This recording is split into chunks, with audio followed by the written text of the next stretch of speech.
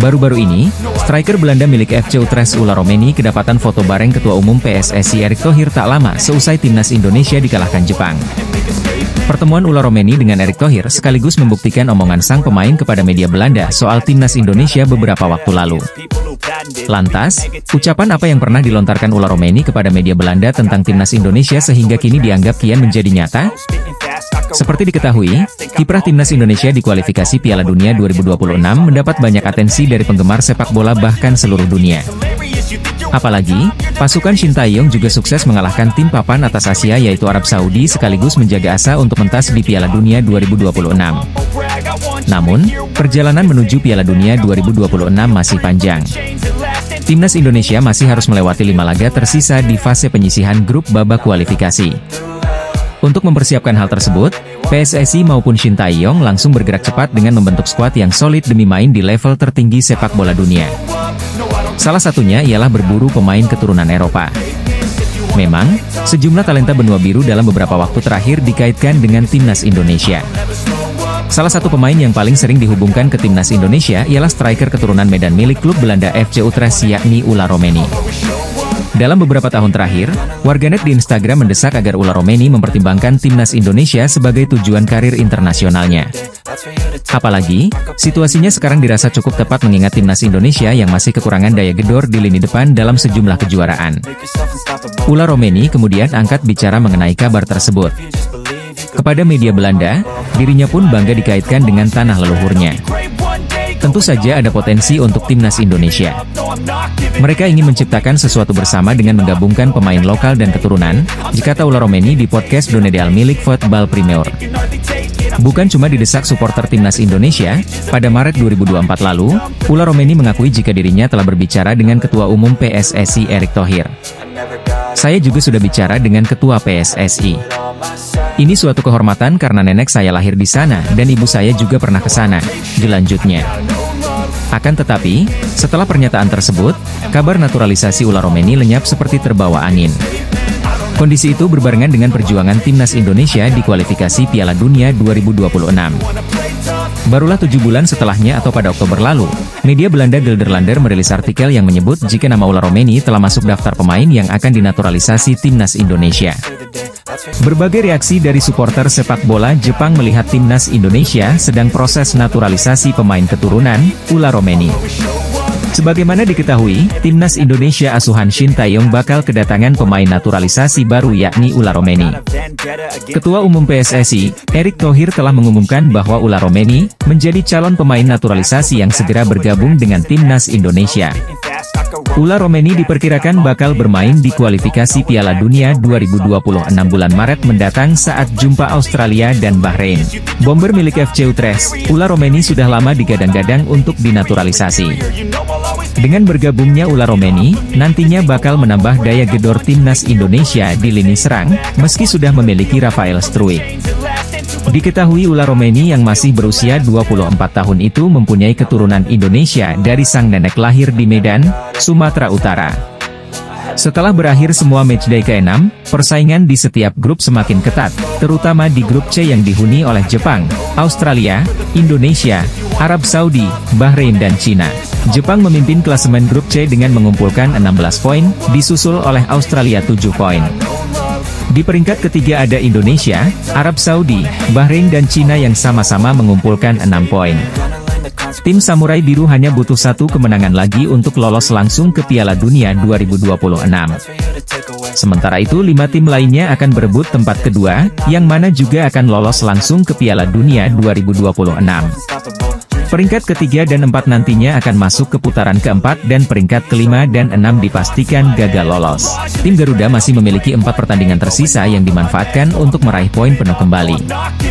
Berikut komentar supporter Jepang melihat timnas Indonesia naturalisasi pemain keturunan Ola Romeni. Saya tidak berpikir peningkatan jumlah warga negara yang dinaturalisasi akan meningkatkan standar. Apakah masyarakat kita juga senang dengan hal itu? Ucap fans Jepang. Ini benar-benar pasukan ketiga tim Belanda, sebuah arah yang salah, ucap fans. Sepertinya FIFA akan segera memperketat peraturannya, ucap fans. Dari segi arsitektur, ibarat membangun sesuatu yang mewah tanpa pondasi, komen supporter Jepang. Akan sangat bagus jika ini bisa memotivasi pemain lokal, tapi menurut saya ini akan sedikit merusak liga, ungkapnya. Saya rasa boleh saja jika ingin hasil yang instan, namun menurut saya itu kurang baik untuk sepak bola Indonesia, ujarnya. Banyak sekali mantan pemain tim nasional Belanda yang mengikuti turnamen utama, dan kasih dengan pemain-pemain lokal yang semula berada di timnas Indonesia, ucap fans. Media Belanda soroti naturalisasi yang gencar dilakukan PSSI demi memperkuat timnas Indonesia. Timnas Indonesia tengah berjuang mengincar tiket Piala Dunia 2026 dengan tergabung dalam neraka, yaitu grup C kualifikasi Piala Dunia 2026 zona Asia. Timnas Indonesia kini diperkuat banyak pemain keturunan hasil naturalisasi yang dilakukan oleh PSSI. Tak dapat dipungkiri dengan tambahan para pemain keturunan ini, perjuangan Timnas Indonesia mulai menunjukkan hasilnya.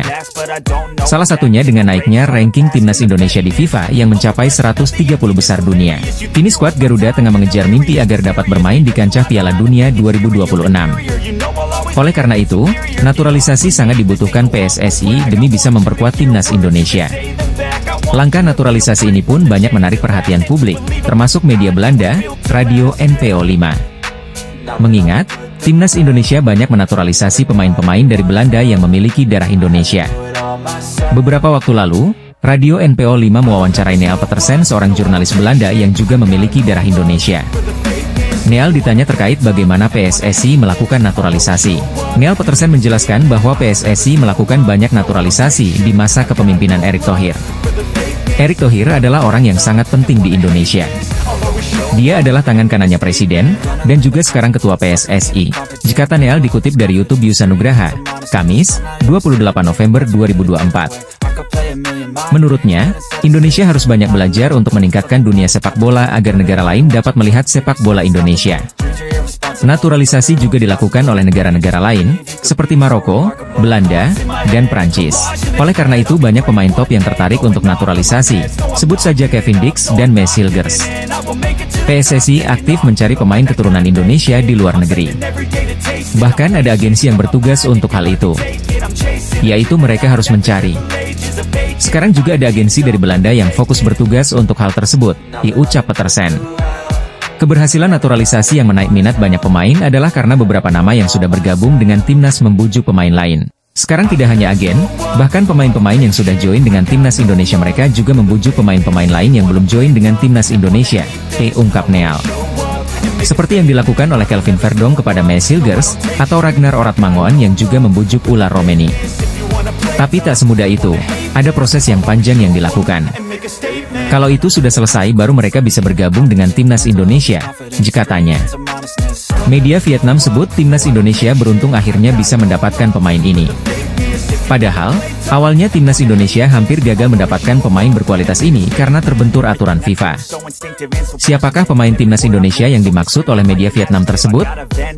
Sebagaimana diketahui, kini timnas Indonesia diperkuat oleh pemain-pemain yang memiliki pengalaman serta kualitas Eropa. Namun untuk mendapatkan para pemain naturalisasi timnas Indonesia tersebut perlu melewati tahapan yang cukup berat. Walau begitu, para pemain naturalisasi tetap bersedia untuk membela timnas Indonesia. Hal itu menunjukkan bahwa di dalam diri pemain naturalisasi benar-benar terdapat jiwa nasionalisme yang tak perlu diragukan lagi. Salah satu contoh kasus perjuangan dalam proses naturalisasi pemain timnas Indonesia adalah Martin Paes. Contoh spesifiknya adalah kasus kiper Martin Paes, tulis media Vietnam, Soha. Menurut media Vietnam, awalnya timnas Indonesia tak bisa mendapatkan Martin Paes karena terganjal aturan FIFA.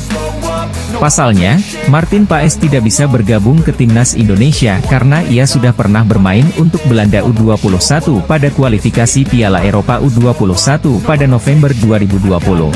Penjaga gawang ini bermain untuk timnas Belanda U21 pada kualifikasi Eropa U21 pada November 2020, ditulis media Vietnam, Soha. Saat itu, Martin Paes sudah menginjak usia 22 tahun. Sesuai aturan, ia tak bisa berganti bermain untuk timnas Indonesia, jelanjutnya. Kemudian pihak Indonesia mencoba melobi FIFA dengan alasan bahwa pertandingan Martin Paes bersama Belanda U21 ini harusnya dilakukan pada Maret 2020 ketika ia belum berusia 22 tahun. Namun pihak Indonesia mengeluhkan dengan alasan pertandingan tersebut semula dijadwalkan digelar pada Maret 2020 namun ditunda hingga November karena wabah COVID-19. Jika bermain sesuai jadwal pada Maret, usia Martin Paes masih di bawah 22 tahun, tulis media Vietnam, Soha. Ternyata, argumen tersebut berhasil meyakinkan FIFA sehingga akhirnya Martin Paes diizinkan untuk membela timnas Indonesia. Kini Martin Paes menjadi salah satu pemain penting bagi timnas Indonesia asuhan Shin Tae-yong di kualifikasi Piala Dunia 2026. Argumen ini meyakinkan FIFA, dan Martin Paes dengan cepat menjadi andalan gawang tim Indonesia dan berperan penting di kualifikasi Piala Dunia 2026, tulis media Vietnam, Soha. Jay Itzes kerap terpilih menjadi kapten untuk timnas Indonesia dalam laga kualifikasi Piala Dunia 2026 zona Asia.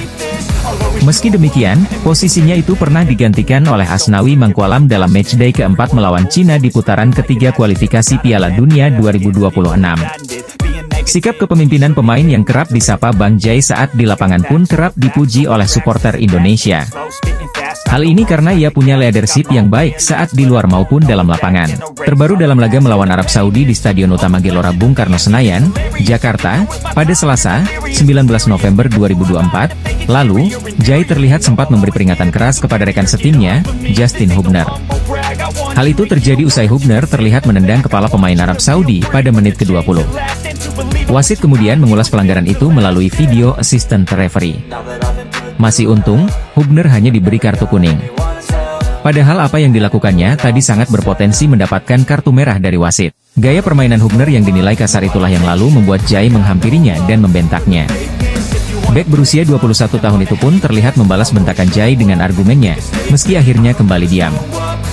Meski baru berusia 24 tahun, dipilihnya Jay sebagai kapten timnas Indonesia pastinya bukan tanpa alasan. Bahkan, ia sendiri juga mengakui bahwa karakter dalam dirinya memang ingin mengatur rekan-rekan satu timnya, demi memastikan skema permainan dapat berjalan dengan baik. Saya adalah tipe pemain yang berusaha mengatur semua yang terlibat dalam pertandingan, berusaha memastikan semua berada di posisi yang tepat, mencoba mengendalikan permainan dan tentu saja menariknya ke arah kami, kata Jay Itzes dalam wawancara di situs resmi FIFA.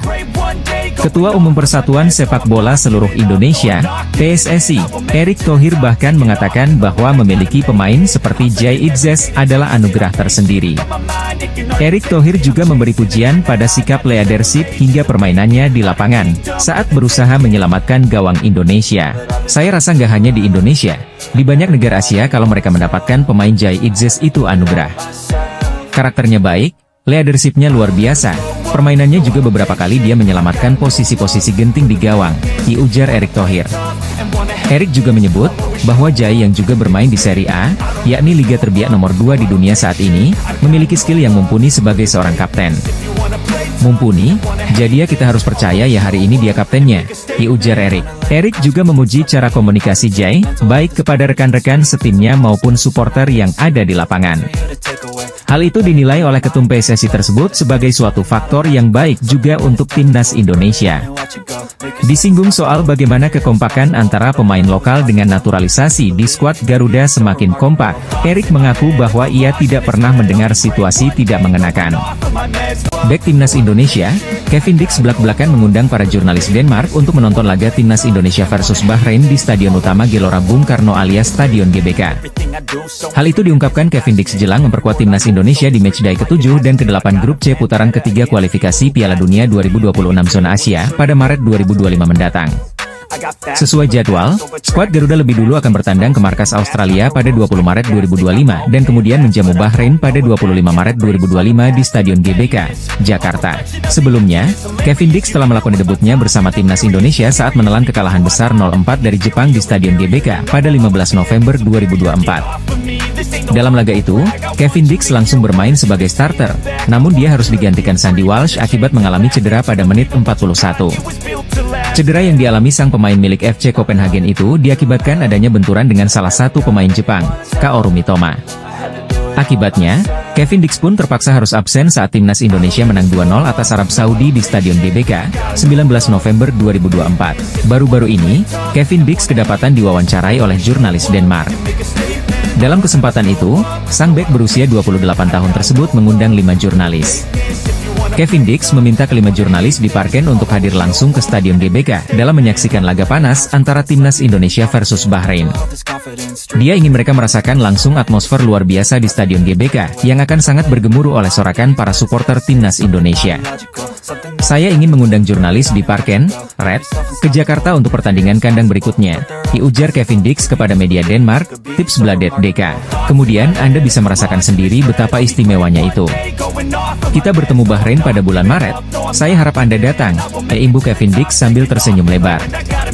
Terlepas dari hal itu, Kevin Dix baru saja mencetak assist saat membawa FC Copenhagen mengalahkan LYNGBK di Liga Denmark 2024 hingga 2025. Bermain di Stadion Parken pada Senin, 25 November 2024, dini hari WIB, tuan rumah FC Copenhagen berhasil meraih kemenangan tipis 2-1 atas LYNGBK. Dalam laga tersebut, Kevin Dix yang telah pulih dari cedera usai membela timnas Indonesia saat melawan Jepang kembali tampil sebagai starter untuk FC Copenhagen. Bahkan, Kevin Dix bermain gemilang dengan mendapat rating 7,2 versi SofaScore dengan tampil penuh 90 menit sebagai bek tengah FC Copenhagen. Bukan hanya itu, Kevin Dix berhasil mencetak 1 assist, membuat 1 sapuan, 1 blok, 1 intercept, dan memenangkan 3 duel dari 8 duel. Kekalahan Arab Saudi dari timnas Indonesia membuat sosok penting di skuad The Green Falcons mengundurkan diri. Sebelumnya, timnas Indonesia menang 2-0 atas Arab Saudi di ajang kualifikasi Piala Dunia 2026 zona Asia di Stadion Utama Gelora Bung Karno, Jakarta, Selasa, 19 November 2024, malam waktu Indonesia Barat. Kekalahan tersebut jadi yang kedua bagi Arab Saudi di ajang kualifikasi Piala Dunia 2026.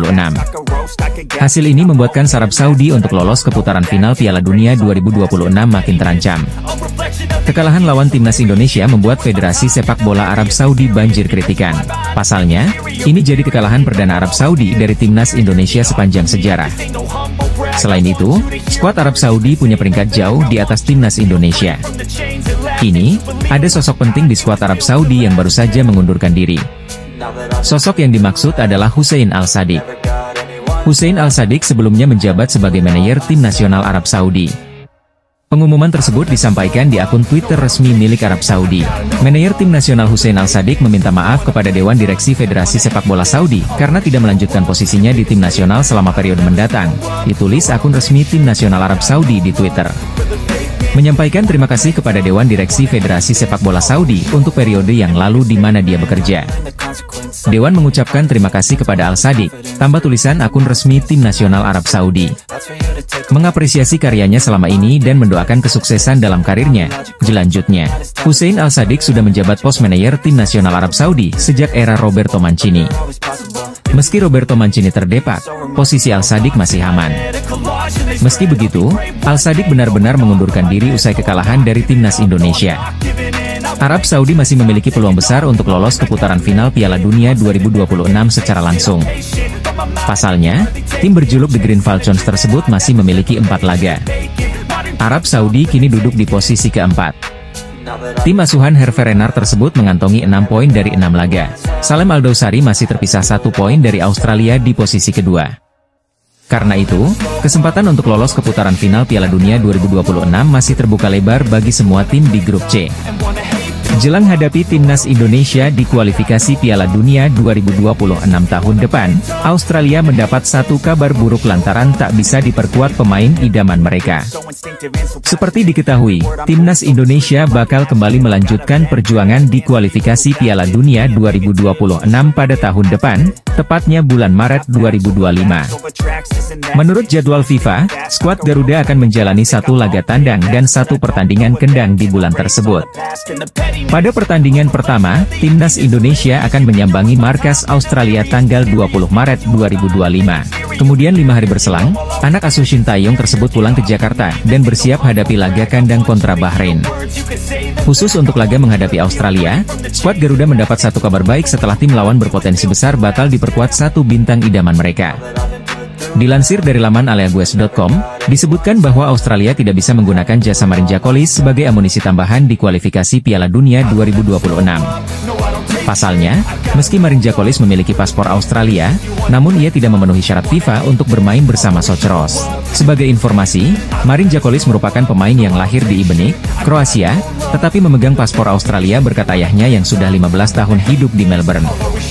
Namun dengan fakta bahwa orang tua maupun kakek neneknya tidak lahir di Australia, berarti Jackolis harus tinggal di Australia selama 5 tahun berturut-turut untuk memenuhi syarat kelayakan FIFA soal membela timnas. Sedangkan saat ini, Marine Jackolis baru 2 tahun berada di Australia sehingga masih membutuhkan 3 tahun lagi untuk memperkuat Soceros. Secara statistik, Marine Jackolis merupakan salah satu winger potensial yang punya kualitas mumpuni di Liga Australia. Di musim lalu, tercatat pemain berusia 27 tahun ini mampu mencetak 6 gol serta memberikan 14 assist dari total 35 pertandingan di semua ajang. Kehadiran Marine Jackolis jelas bakal jadi senjata mematikan buat lini serang Australia. Namun dengan terganjal aturan FIFA, skuad Australia dipastikan batal menggunakan jasa Marine Jackolis di kualifikasi Piala Dunia 2026 atau kompetisi resmi lainnya. Dua media asing memberikan ramalan yang sangat jauh meleset tentang hasil laga timnas Indonesia versus Arab Saudi di matchday ke-6 kualifikasi Piala Dunia 2026 zona Asia. Dua media asing tersebut memberikan ramalan beserta data-data yang memungkinkan bahwa Indonesia tak akan bisa menang atas Arab Saudi. Dari segi rekor pertemuan, timnas Indonesia sangat jauh di bawah tim berjuluk Elang Hijau tersebut. Sebagaimana diketahui, Indonesia menjadi satu-satunya negara Asia Tenggara yang lolos putaran ketiga kualifikasi Piala Dunia 2026. Jadi wajar saja setiap pertandingan tim Garuda selalu menjadi perhatian Asia dan dunia. Termasuk pertandingan krusial timnas Indonesia melawan Arab Saudi, yang menjadi sorotan utama media Asia, hingga memberikan prediksi skor atas hasil pertandingan. Dengan sangat percaya diri media Asia itu memberikan prediksi bahwa Arab Saudi akan mengalahkan timnas Indonesia. Simak ulasan di bawah ini. Tim Garuda sukses mengalahkan Arab Saudi 2-0 di Stadion Utama Gelora Bung Karno dalam matchday ke-6 kualifikasi Piala Dunia 2026 putaran ketiga. Selasa, 19 November 2024. Marcelino Ferdinand menjadi bintang dalam laga ini lewat 2 golnya yang bersarang ke gawang Arab Saudi. Kemenangan fantastis ini juga membuat timnas Indonesia naik peringkat ketiga klasemen grup C dengan mengoleksi 6 poin. Kemenangan timnas Indonesia atas Arab Saudi membuat media asing malu. Media pertama yang memberikan ramalan ke timnas Indonesia adalah media yang berasal dari India. Menurutnya, Indonesia tak akan bisa mengalahkan Arab Saudi. Hal ini berbekal rekor pertemuan kedua negara. Arab Saudi sangat unggul dalam sejarah pertandingan ini, mengklaim 11 kemenangan dan 2 kali seri dari 13 pertemuan terakhir antara kedua negara, ditulis media asal India, Sportskida. Tak hanya itu, media olahraga India itu juga menyoroti bahwa Indonesia hanya mampu meraih 1 kemenangan dalam 8 pertandingan terakhirnya di semua kompetisi, sementara kalah 3 kali dan meraih 4 hasil imbang sejak awal Juni. Berbekal data itu, media tersebut meyakini bahwa Arab Saudi dapat mempecundangi Indonesia di kandang. Pasukan Hervé Renard sesumbar memiliki skuad yang lebih unggul di atas kertas dan kami mendukung mereka untuk pulang membawa 3 poin di Stadion Gelora Bung Karno. Kami memprediksi 0-2 Arab Saudi, tulis analisis Sportskida. Sementara itu, media asal Inggris memberikan prediksi hasil pertandingan timnas Indonesia versus Arab Saudi. Menurut Sportsmall, meskipun tim tamu mengalami kesulitan beberapa pertandingan terakhir, termasuk gagal mencetak gol dalam 3 pertandingan terakhir, tuan rumah timnas Indonesia belum pernah memenangkan 1 pertandingan pun di grup C, sehingga kami yakin Arab Saudi akan memenangkan pertandingan ini. Kami memprediksi Indonesia 0-1 Arab Saudi, ditulis analisis Sportsmall. Salah satu media Belanda ikut menyoroti peningkatan ranking FIFA Timnas Indonesia setelah sukses mengalahkan Arab Saudi di kualifikasi Piala Dunia 2026.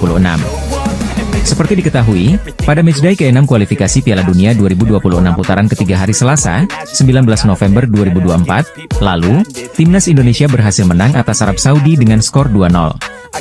Dalam laga yang berlangsung di Stadion Gelora Bung Karno tersebut, timnas Indonesia menang lewat gol yang dicetak Marcelino Ferdinand menit 32 dan 57. Kemenangan ini membuat timnas Indonesia naik ke urutan 3 klasemen grup C kualifikasi dengan torehan 6 poin. Skuad Garuda hanya berjarak 1 angka dari Australia yang berada di posisi kedua, atau batas akhir lolos langsung ke putaran final Piala Dunia 2026. Selain itu, kemenangan kemarin juga jadi rekor baru buat timnas Indonesia yang untuk kali pertama dalam sejarah bisa mengalahkan Arab Saudi di laga resmi. Sukses mengalahkan Arab Saudi, membuat timnas Indonesia mendapatkan tambahan poin FIFA yang cukup banyak. Menurut perhitungan dari football-ranking.com, disebutkan bahwa timnas Indonesia mendapat tambahan pukul 16.23 poin. Sehingga total poin yang didapat timnas Indonesia setelah FIFA Matchday bulan November ini adalah 1,13510. Jumlah tersebut membuat timnas Indonesia melejit 5 peringkat dan kini bertengger di posisi 125 FIFA. Lonjakan peringkat FIFA timnas Indonesia tersebut langsung mendapat sorotan sejumlah media, termasuk dari media lokal Belanda. Dilansir dari postingan Instagram @soccernews__nl, terpantau timnas Indonesia mendapat pujian serta ulasan positif dari media tersebut. Menurutnya, timnas Indonesia melakukan pekerjaan yang baik hingga bisa naik 5 peringkat di urutan FIFA. Sementara itu, timnas Indonesia setelah menghadapi Arab Saudi akan melanjutkan perjuangan di kompetisi Piala AFF 2024 yang mulai bergulir bulan Desember nanti.